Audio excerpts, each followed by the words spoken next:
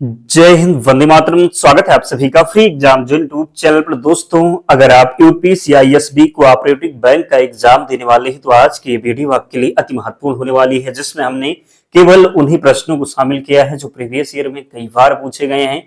तो आपको सेशन में अंत तक बने रहना है, सभी प्रश्नों को पूरे ध्यान से देखना है, ताकि जब आपके एग्जाम में प्रश्न पूछा जाए तो आप गलत ना करके आए। तो चलिए आज के सेशन को प्रारंभ करते हैं। उससे पहले अगर आप चैनल पर नए हैं तो चैनल को सब्सक्राइब करके बेल आइकन को जरूर प्रेस कर लें। पहला शानदार प्रश्न आपके स्क्रीन पर है। पूछा गया है कि सहकारी बैंकिंग व्यवस्था में दोहरी नियंत्रण व्यवस्था का ऐतिहासिक रूप से मुख्य संबंध किन संस्थाओं से है। तो जल्दी से बताइए कि राइट आंसर क्या हो जाएगा। तो किन संस्थाओं से है, तो याद रखेंगे आरबीआई और संबंधित राज्य सरकार हो जाएगा। क्या हो जाएगा, तो आरबीआई और संबंधित राज्य सरकार इसका सही उत्तर होगा। दूसरा प्रश्न है, राज्य सहकारी बैंक के संबंध में निम्न में से कौन सा कथन सही है। तो ये जो राइट आंसर हो जाएगा ये क्या होगा, तो यह राज्य में सहकारी ऋण संरचना में शीर्ष स्तर है। राज्य सहकारी बैंक के संबंध में निम्न में से कौन सा कथन सही है, तो यह राज्य में सहकारी ऋण संरचना का शीर्ष स्तर है। अगला है, तीन स्तरीय अल्पकालिक सहकारी ऋण संरचना का सही क्रम आपको बताना है। क्या बताना है, तो तीन स्तरीय अल्पकालिक सहकारी ऋण संरचना में सही क्रम कौन सा होगा। तो सही क्रम पहले क्या होगा, पीएसीएस होगा, फिर डिस्ट्रिक्ट सेंट्रल कोऑपरेटिव बैंक और स्टेट कोऑपरेटिव बैंक हो जाएगा। तो पहले क्या होगा, पहले पीएसीएस होगा, फिर डीसीसीबी, फिर स्टेट वाला हो जाएगा। तो राइट आंसर क्या होगा, सही उत्तर हो जाएगा बी ऑप्शन। अगला है, प्राथमिक कृषि साख समितियों का प्रमुख कार्य किससे सबसे अधिक संबंधित है। तो ये जो सबसे अधिक संबंधित होगा ये ग्रामीण स्तर पर अल्पकालिक कृषि ऋण हो जाएगा। प्राथमिक कृषि साख समितियों का प्रमुख कार्य किससे सबसे अधिक संबंधित है, तो ग्रामीण स्तर पर अल्पकालिक कृषि ऋण हो जाएगा। और आप पूछेंगे कि इसकी पीडीएफ कहाँ मिलेगी, तो पीडीएफ मिलेगी टेलीग्राम चैनल पर, लिंक डिस्क्रिप्शन बॉक्स में है, या फिर आप टेलीग्राम पर जाएंगे और सर्च करेंगे फ्री एग्जाम जोन, चैनल आपको मिल जाएगा, ज्वाइन हो जाना, वहां पर आपको सारी पीडीएफ मिल जाएगी। और आपके एग्जाम से पहले हम 1000 प्रश्नों की जो पीडीएफ है ऑनलाइन माध्यम में देने वाले हैं, ताकि आप रिवीजन करके जाएं और निश्चित सफलता प्राप्त करें। तो जाकर के जरूर रिवीजन कर लेना है। नाबार्ड की स्थापना मुख्यतः किस पूर्ववर्ती व्यवस्था की कमियों को दूर करने और कृषि एवं ग्रामीण वित्त को संस्थागत आधार देने के उद्देश्य से हुई थी। तो नाबार्ड की स्थापना हुई थी आरबीआई के कृषि ऋण कार्यों के पुनर्गठन से। क्या हो जाएगा, तो नाबार्ड का गठन कृषि एवं ग्रामीण विकास के लिए एक विशिष्ट शीर्ष विकास वित्तीय संस्था के रूप में किया गया था। तो राइट आंसर हो जाएगा आरबीआई के कृषि ऋण कार्यों के पुनर्गठन से।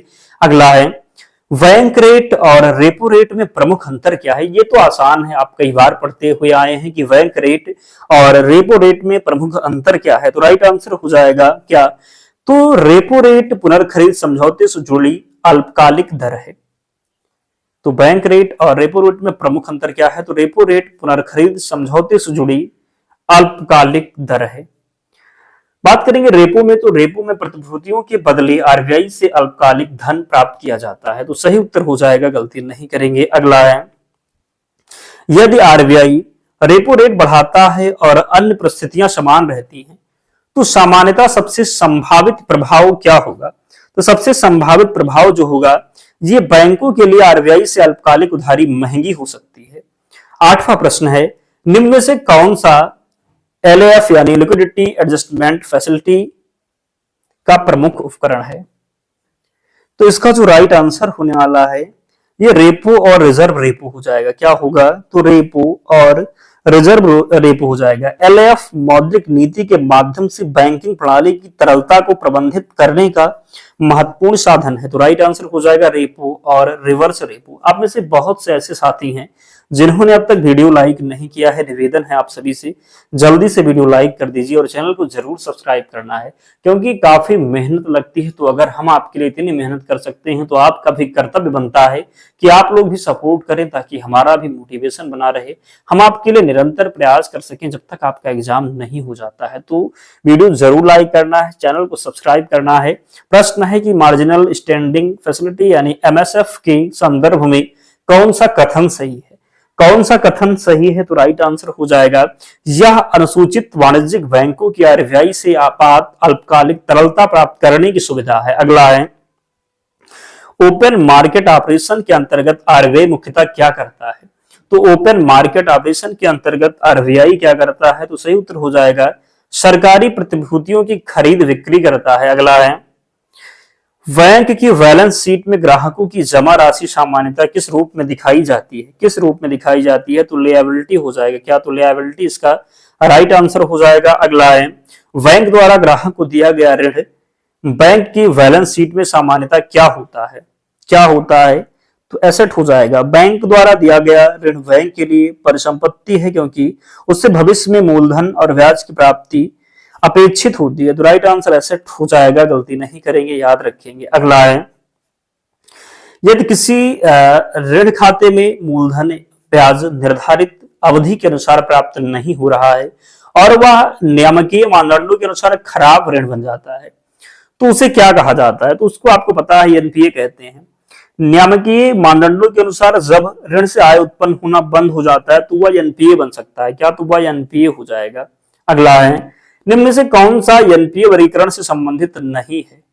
तो substandard asset, doubtful asset, loss asset, premium asset. तो बताइए क्या हो जाएगा इसमें? तो इसमें प्रीमियम वाला जो है ये नहीं है, बाकी सभी एनपीए का वर्गीकरण है। अगला है, प्रोविजनिंग का बैंकिंग में प्रमुख उद्देश्य क्या है? क्या है प्रमुख उद्देश्य? तो संभावित ऋण हानि के लिए प्रावधान करना। सीएसए का संबंध किससे है? सीएसए का जो संबंध हो जाएगा करंट अकाउंट और सेविंग अकाउंट हो जाएगा। क्या हो जाएगा? तो सीएसए का संबंध होगा करंट अकाउंट और सेविंग अकाउंट से है। किसी बैंक के सीएसए अनुपात में वृद्धि सामान्यतः किस दृष्टि से लाभदायक मानी जाती है? किस दृष्टि से? तो सीएसए क्या? तो सीएसए डिपॉजिट सामान्यतः टर्म डिपॉजिट की तुलना में बैंक के लिए कम लागत वाले फंड माने जाते हैं। तो राइट आंसर हो जाएगा कम लागत वाले जमा का अनुपात बढ़ सकता है। कैपिटल एडिक्वेसी रेशियो मुख्यतः किससे संबंधित है? तो ये किससे संबंधित है? तो ये संबंधित है बैंक की पूंजी और जोखिम भारित परिसंपत्तियों के संबंध से। वेसल नॉर्म्स का प्रमुख उद्देश्य क्या है? वेसल नॉर्म्स का जो प्रमुख उद्देश्य हो जाएगा ये क्या है? तो राइट आंसर हो जाएगा बैंकों की पूंजी पर्याप्तता और जोखिम प्रबंधन को मजबूत करना। यदि किसी बैंक की रिस्क वेटेड एसेट बढ़ती है और पूंजी सामान्य रहती है तो अन्य परिस्थितियां समान होने पर कैपिटल एडिक्वेसी रेशियो पर क्या प्रभाव पड़ेगा? बढ़ेगा, घटेगा? कोई प्रभाव नहीं, हमेशा दुगना होगा। तो बताना है आपको कि राइट आंसर क्या होगा। सही उत्तर जो होगा इसका क्या? तो सही उत्तर होने वाला है घटेगा। क्या? तो घटेगा। अगला प्रश्न है, निम्न में से कौन सा भुगतान प्रणाली एनपीसीआई से संबंधित है? UPI, RTGS, monetary policy, CRR. तो निम्न में से कौन सा भुगतान प्रणाली एनपीसीआई से संबंधित है? एनपीसीआई से संबंधित है यूपीआई। यूपीआई एनपीसीआई द्वारा संचालित प्रमुख खुदरा डिजिटल भुगतान प्रणाली। आरटीजीएस आरबीआई की भुगतान प्रणाली है। तो सही उत्तर हो जाएगा यूपीआई। अगला है, आरटीजीएस में रियल टाइम का अर्थ क्या है? आरटीजीएस में जो रियल टाइम का अर्थ हो जाएगा ये क्या होगा? तो आरटीजीएस में रियल टाइम का अर्थ है आरटीजीएस में लेन देन बैच में नेटिंग के बजाय transaction bye transaction grass basis पर रियल टाइम में सेटल होता है। तो राइट आंसर इसका हो जाएगा भुगतान निर्देशों का प्रसंस्करण वास्तविक समय के आधार पर होता है। तो आरटीजीएस में रियल टाइम का अर्थ है भुगतान निर्देशों का प्रसंस्करण वास्तविक समय के आधार पर होता है। प्रश्न है कि निम्न में से किस प्रणाली में लेन देन की अंतिमता महत्वपूर्ण विशेषता है? RTGS, saving account, fixed deposit, passbook. तो राइट आंसर इसका हो जाएगा क्या? तो आरटीजीएस। आरटीजीएस का पूरा अर्थ है रियल टाइम ग्रॉस सेटलमेंट। इसका फुल फॉर्म भी आपसे पूछ लिया जाता है, तो याद रखेंगे रियल टाइम ग्रॉस सेटलमेंट हो जाएगा। और इसमें सेटलमेंट फाइनलिटी महत्वपूर्ण विशेषता है। तो राइट आंसर क्या हो जाएगा? सही उत्तर हो जाएगा आरटीजीएस। निम्न में से किस प्रणाली में लेन देन की अंतिमता है? तो आरटीजीएस हो जाएगा। आईएफएससी कोड में क्या पूछा गया है? तो आईएफएससी कोड में पहले 4 अक्षर सामान्यतः किस बैंक की पहचान करते हैं? क्या हो जाएगा? तो राइट आंसर होगा बैंक की। किसकी? तो बैंक की। ये तो आसान हो गया, किसकी? तो बैंक की। आईएफएससी के पहले 4 अक्षर बैंक की पहचान करते हैं, 5वां अक्षर सामान्यतः 0 होता है और शेष शाखा की पहचान करते हैं। अगला है MICR कोड मुख्यतः किस तकनीकी से संबंधित है? तो ये संबंधित है मैग्नेटिक इंक कैरेक्टर रिकॉग्निशन हो जाएगा। मैग्नेटिक इंक कैरेक्टर रिकॉग्निशन इसका राइट आंसर होगा। वैरियर चेक की प्रमुख विशेषता क्या है? तो इसका जो राइट आंसर हो जाएगा ये होगा, इससे प्रस्तुत करने वाला व्यक्ति भुगतान प्राप्त कर सकता है नियमानुसार। अगला है क्रॉस्ड चेक का सामान्य उद्देश्य क्या है? तो क्रॉस्ड चेक का जो सामान्य उद्देश्य हो जाएगा ये होगा भुगतान को बैंकिंग चैनल के माध्यम से कराने में सहायता करना। भुगतान को बैंकिंग चैनल के माध्यम से कराने में सहायता करना। अकाउंट वे क्रॉसिंग का प्रमुख प्रभाव क्या है? अकाउंट वे क्रॉसिंग का प्रमुख प्रभाव क्या है? तो प्रमुख प्रभाव हो जाएगा भुगतान केवल निर्दिष्ट खाते में जमा किए जाने की दिशा में प्रतिबंधित होता है। प्रश्न है कि बैंकिंग अम्बुड्समैन व्यवस्था वर्तमान में किस व्यापक ढांचे से संबंधित है? तो ये संबंधित है आरबीआई इंटीग्रेटेड अम्बुड्समैन स्कीम हो जाएगा। केवाईसी का प्रमुख उद्देश्य क्या है? केवाईसी का जो प्रमुख उद्देश्य होगा ग्राहक की पहचान और जोखिम संबंधी जानकारी सुरक्षित करना। प्रश्न है कि एएमएल का पूर्ण रूप क्या है? तो एएमएल का जो पूर्ण रूप हो जाएगा ये क्या होगा? तो एएमएल का पूर्ण रूप होगा एंटी मनी लॉन्ड्रिंग हो जाएगा। क्या होगा? तो एंटी मनी लॉन्ड्रिंग हो जाएगा। मनी लॉन्ड्रिंग का सामान्य अर्थ क्या है? मनी लॉन्ड्रिंग का जो सामान्य अर्थ हो जाएगा ये होगा अवैध रूप से। मनी लॉन्ड्रिंग का जो सामान्य अर्थ होगा ये होगा अवैध रूप से प्राप्त धन को वैध स्रोत दिखाना। अवैध रूप से प्राप्त धन को वैध स्रोत का दिखावा करना।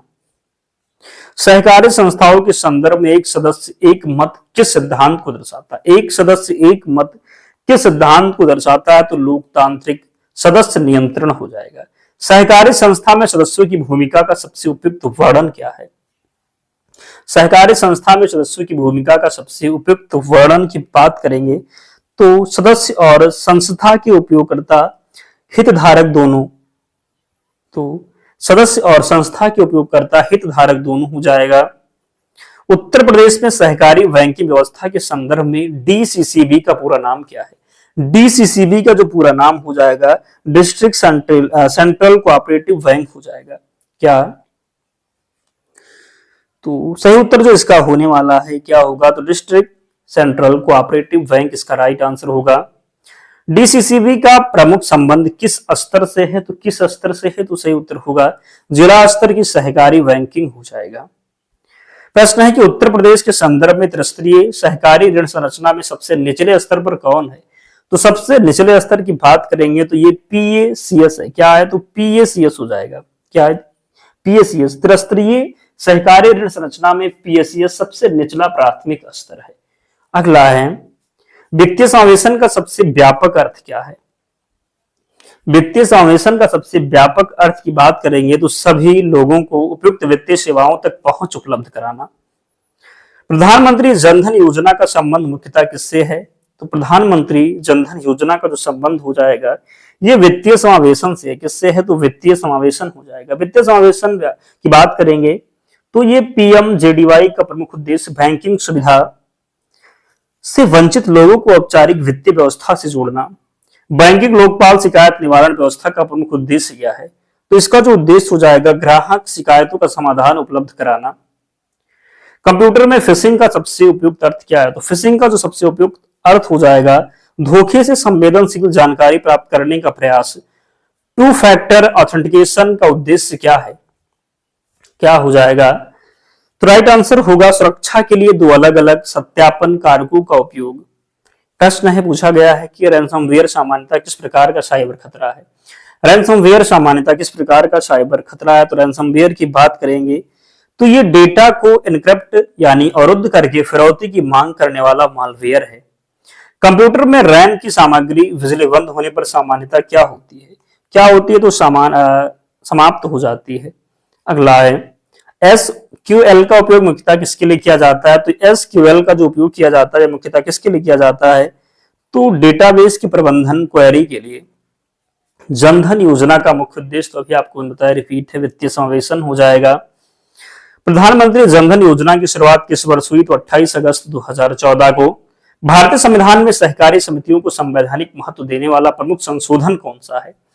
कौन सा संशोधन हो जाएगा? तो ये जो राइट आंसर होने वाला है ये 97वां संविधान संशोधन हो जाएगा। 97वां संविधान संशोधन की बात करेंगे तो 97वां संविधान संशोधन अधिनियम 2011 का संबंध सहकारी समितियों से है, तो 97 नंबर का संविधान संशोधन हो जाएगा। 97वें संविधान संशोधन का प्रमुख संबंध किससे है? तो सहकारी समिति, अभी आपको मैंने बताया किससे है, तो सहकारी समिति हो जाएगा। और प्रश्न है आज का अंतिम कि यदि किसी बैंक में ग्राहक की पहचान लेन देन का स्वरूप और खाते का जोखिम अस्थिर संदिग्ध गतिविधि की ओर संकेत करता है तो बैंक के लिए सबसे उपयुक्त दृष्टिकोण क्या होगा? तो क्या होगा बैंक के लिए सबसे उचित दृष्टिकोण? तो केवाईसी एएमएल नियम के अनुसार उचित जांच और रिपोर्टिंग प्रक्रिया अपनाना। तो 50 प्रश्न थे। कमेंट कीजिए और बताइए कि क्या रहा आपका स्कोर, कितने प्रश्न आप सही कर पाए, जरूर कमेंट करके बताएं। अगर आपका प्यार मिलेगा तो निश्चित ही आगे वीडियो हम लेकर के आएंगे और 1000 प्रश्न आपको टेलीग्राम पर प्रोवाइड करवाएंगे। तो आपको प्यार जरूर देना है, लाइक करना है, वीडियो को हाइप करना है। तो मिलते हैं नेक्स्ट वीडियो में, तब तक पढ़ते रहिए, ध्यान रखिए अपना, स्वस्थ और सुरक्षित रहिए। जय हिंद।